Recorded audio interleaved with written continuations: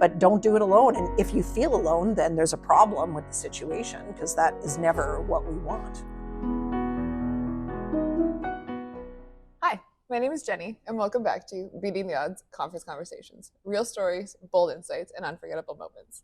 I'm here with Anne Samard, staff scientist at the University of Health Network and director of Transform HF.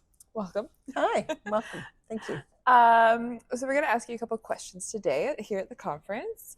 My first question would be, why do you think patient engagement is so vital in research?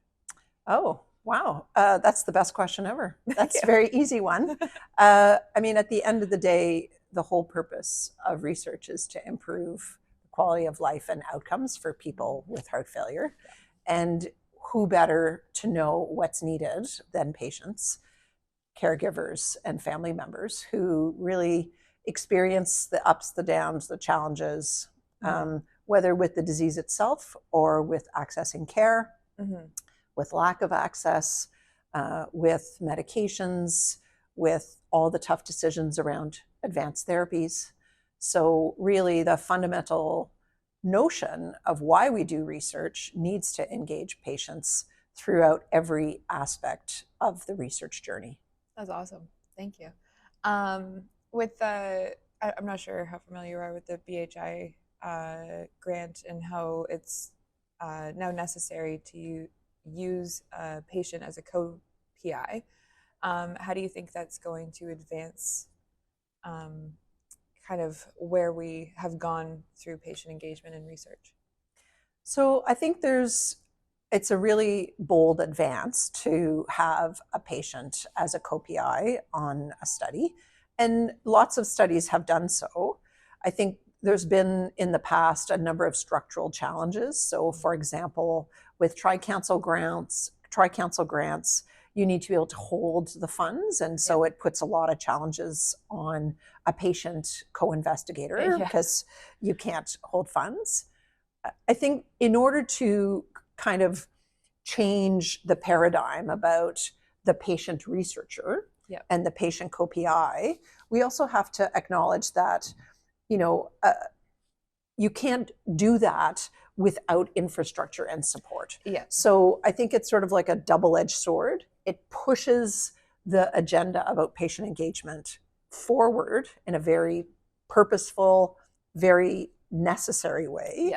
But I think it also presents some challenges because it puts the patient partner in a position where the expectations about a co-PI are of a certain notion. Definitely. However, they're not sitting in research infrastructure. They don't have a team. They don't necessarily have access to, for example, all of the literature necessary. So it really has to be done in a careful, diligent way so that the patient really isn't at a disadvantage. You elevate them to a co-PI, but then you disadvantage them because they don't have all the resources and supports necessary to fulfill that role in the way that I'm sure every patient partner wants to fulfill it. Absolutely. Thank you for that. That's awesome. What advice would you give any patient that's looking to get into research and just doesn't know where to start? Oh, that's a great question. I mean, I think two things. I think there's a lot of institutions and a lot of groups now that are really thinking about how do you open the door and create a community of patient partners who are kind of, in Transform HF, we kind of joke and we call them research ready. That's awesome. But it's not just the researcher, it's not just the patient partners that need to be research ready, it's the researchers that need to be research ready with patient partners. So, I think for patient partners, I would ask questions to your team. I would look at what's happening in the organization where you access care. I would talk to organizations like Heartlife, and even CCS is sort of trying to elevate.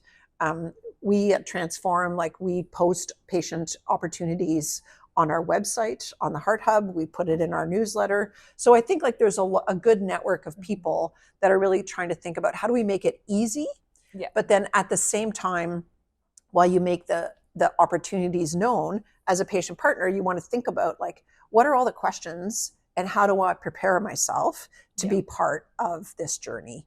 And I think, it's a different thing to be a patient partner in research than it is to be a patient. And how do I think about those two roles for myself and what I want to bring to the research as I come forward? Yeah, I totally agree. It's very different being even just a patient advocate compared to being a patient within research. I recently am a co-PI on a BHI grant, so I'm very excited to see how the role differs. For sure. But thank you. You will be you will be the next best advisor on how to do that. Right? Very much so. Yeah, for sure. Definitely breaking the ground. Yeah, but there are lots of people that you can turn to. And I think that's another important message, to someone who is new to research. Don't go into it alone. You're not alone. And the organization that you're part of should support you as you do that. You should have a person that you can ask questions to. You should know kind of how you're going to be appropriately compensated, and they should be clear about it. And, you should go into it from a position of strength to bring all the kind of qualities and knowledge and expertise you have forward, but don't do it alone. And if you feel alone, then there's a problem with the situation, because that is never what we want. Very much so. Absolutely. I'm very fortunate that I have great. I have a bunch of PhDs and all the researchers around me. But I thank you so much for your time today. This was wonderful.